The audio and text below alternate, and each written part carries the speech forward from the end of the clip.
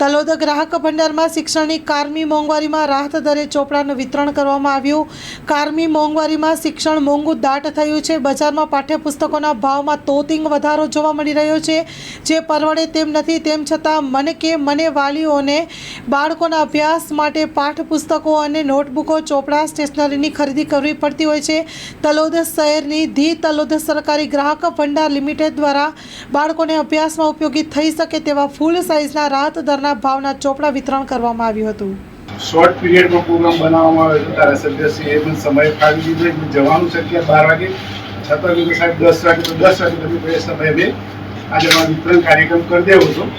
એટલે અમારા આમંત્રણનું માન આપીને પધારેલા ધારાસભ્યશ્રી, પછી નાગરિક કેમ્પના ચેરમેન પ્રવીણ કાકા, આદર્શના ચેરમેન મણિભાઈ, પછી પૂર્વ ચેરમેન તાલુકા સંઘ મહેશભાઈ, ચાણક્ય વિદ્યાલય ટ્રસ્ટી હરેશભાઈ, રાકેશભાઈ તાલુકા ખરીદ વિતરણ સંઘના ચેરમેનશ્રી, તેમજ અમારા બોર્ડ ઓફ ડિરેક્ટરો તથા સભાસદ મિત્રો અમારા આમંત્રણનું માન આપીને જે પધાર્યા એ બધું સંસ્થા વતી સૌનો આભાર વ્યક્ત કરું છું।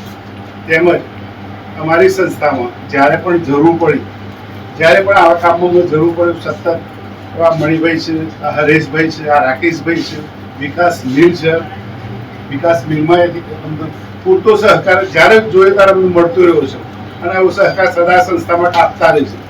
અને આ વખતે ધારાસભ્યશ્રીએ રજૂઆત મેં કરી, સાહેબ આ પરિસ્થિતિ છે અને સારી એવી ગ્રાન્ટ લગભગ 75,000 જેટલી ગ્રાન્ટ આ મેમને આપણને ફાળવી આપી છે।